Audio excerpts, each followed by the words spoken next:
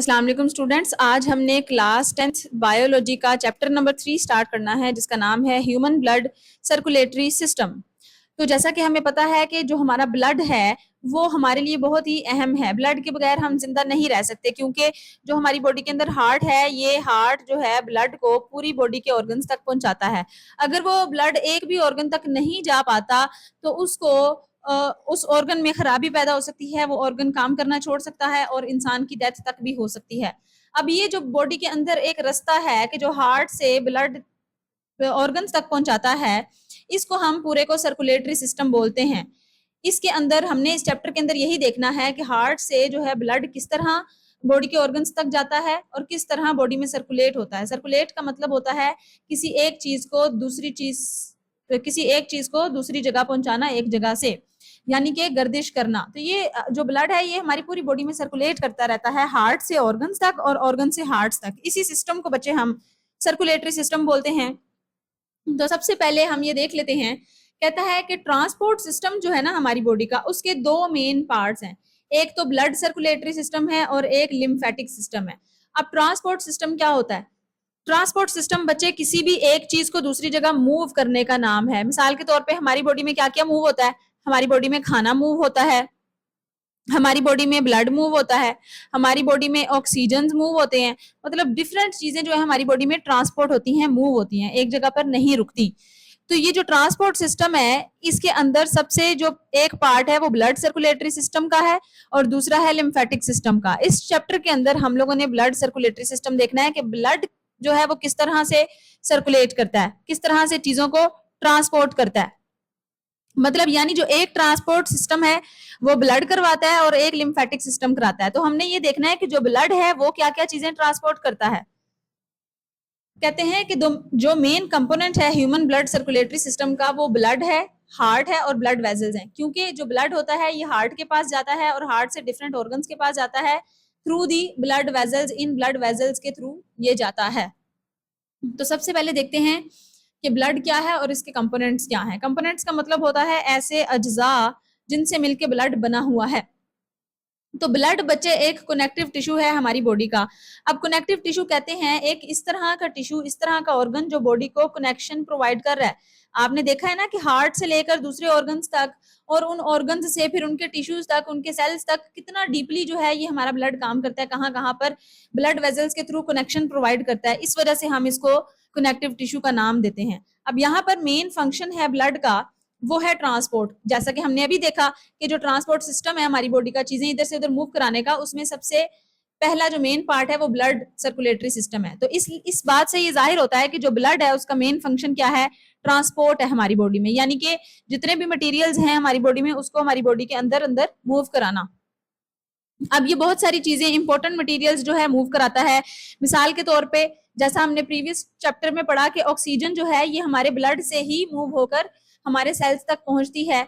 Lungs में से पहले ब्लड में जाती है और फिर ऑर्गन्स तक जाती है। उसके अलावा जो कार्बन डाइऑक्साइड है वो हमारे लंग्स के पास आती है, तो वो भी ब्लड के अंदर शामिल होकर आती है, तभी वहां से बाहर निकल सकती है।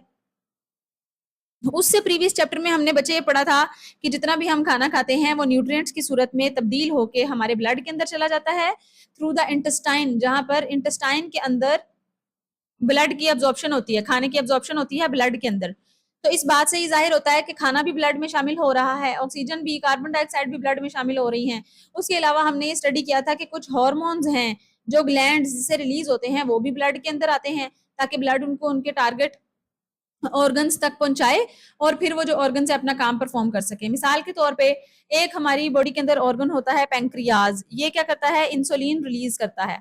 अब जब भी हम लोग शुगर खाते हैं या खाना खाते हैं तो ये इंसुलिन फौरन से ब्लड के अंदर चला जाता है ताकि जो ब्लड का शुगर लेवल है वो मेंटेन रह सके और वहां से शुगर को एब्जॉर्ब कर ले।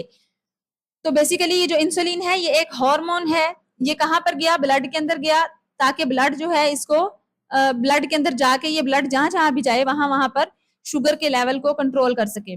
इसी तरह जो ब्लड है वो हार्मोन्स को भी कंट्रोल करता है। उसके अलावा हमारे वेस्ट प्रोडक्ट को भी हमारी किडनीज तक पहुंचाता है एक्सक्रीशन के लिए। मिसाल के तौर पे अब हमारी बॉडी के अंदर जैसे अमाइनो एसिड है, सॉरी, अमोनिया है, अमोनिया हमारा वेस्ट मटेरियल है, यूरिक एसिड है, यूरिक एसिड हमारा वेस्ट मटेरियल है। तो ये सब कुछ कहाँ से रिलीज होता है? किडनी से रिलीज होता है ना, हमें ये पता है।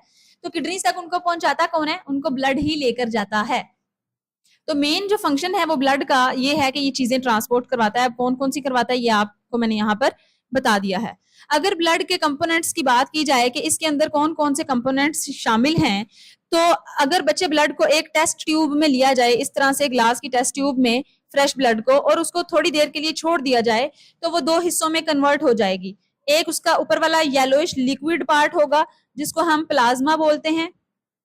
ये जो प्लाज्मा होता है ये ब्लड का लिक्विड पोर्शन होता है और ये 55% मौजूद होता है ब्लड के अंदर। मिसाल के तौर पे आपने 100 ml 100 मिलीलीटर जो है एक ट्यूब में ब्लड लिया है, तो उसमें जो 55 मिलीलीटर ब्लड होगा वो उसका पोर्शन प्लाज्मा होगा, यानी 55 मिलीलीटर प्लाज्मा होगा, और बाकी का जो 45% है यानी कि 45 मिलीलीटर वो ब्लड का सॉलिड पार्ट होगा। इस लिक्विड पार्ट में यानी प्लाज्मा में क्या होता है, 91% वाटर होता है, यानी प्लाज्मा के अंदर 91% वाटर है, 8% प्रोटीन्स हैं जिसके अंदर एल्ब्यूमिन्स और ग्लोबुलिन्स वगैरह भी आती हैं। ये ब्लड की स्पेशल प्रोटीन्स होती हैं जो ब्लड को जमने में हेल्प आउट करती हैं। लाइक अगर हमें कहीं पे भी चोट लग गई है हमारी बॉडी में, तो फौरन से वहां पर क्या होता है, खून का बहाव होता है। तो ये प्रोटीन्स क्या करती हैं, फौरन से उस जगह पर जाती हैं और जम जाती हैं, एंटी कोआगुलेंट का काम करती हैं।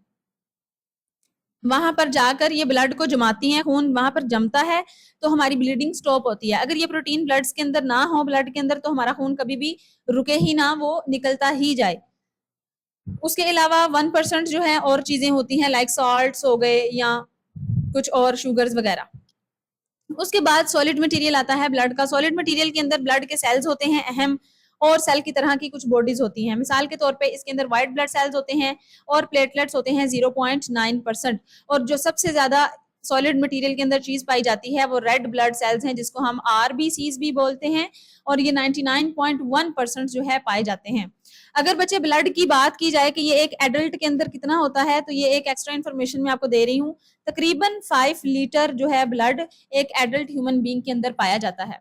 तो उम्मीद करती हूँ कि आपको ये टॉपिक आज का समझ आया होगा। अगर इसके एग्जाम के पॉइंट ऑफ व्यू से बात की जाए तो ये एक शॉर्ट क्वेश्चन के तौर पे आपसे पूछा जा सकता है, ब्लड एंड इट्स कंपोनेंट्स, जिसके अंदर आपसे ब्लड की डेफिनेशन पूछी जा सकती है। तो ब्लड की डेफिनेशन आपने यहाँ से लेकर यहाँ तक बता देनी है।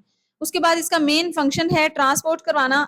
इसका फंक्शन जो है ये भी इंपॉर्टेंट शॉर्ट क्वेश्चन है, तो आपने बताना है कि ये जो है ऑक्सीजन को ट्रांसपोर्ट करवाता है, उसके अलावा हमारे न्यूट्रिएंट्स को ट्रांसपोर्ट कराता है, हमारे हार्मोन्स को और हमारे वेस्ट प्रोडक्ट्स को भी ट्रांसपोर्ट करवाता है। उसके बाद बच्चे यहाँ पर प्लाज्मा की डेफिनेशन है, about 55% of blood is composed of fluid portion called plasma, while 45% of blood is made up of cells और सेल लाइक बॉडीज। ये एमसीक्यूज भी है, आपसे परसेंटेजेस पूछी जा सकती हैं एमसीक्यूज के अंदर। The adult human has about 5 litres blood in the body. अच्छा, ये 5 लीटर्स वाली जो इन्फॉर्मेशन है ये भी आपसे एमसीक्यूज में पूछी जा सकती है, तो आपने इसको अच्छे से याद करना है। उसके अलावा बच्चे जितनी भी परसेंटेजेस हैं प्लाज्मा के अंदर, वाटर की, प्रोटीन की और दूसरे सॉल्ट्स वगैरह की, व्हाइट ब्लड सेल की, रेड ब्लड सेल की, ये सब आपने याद रखनी है। ये इंपॉर्टेंट एमसीक्यूज के सूरत में आपसे पूछी जा सकती हैं। तो फिर मिलेंगे इंशाल्लाह एक नई वीडियो के साथ, तब तक के लिए अल्लाह हाफिज।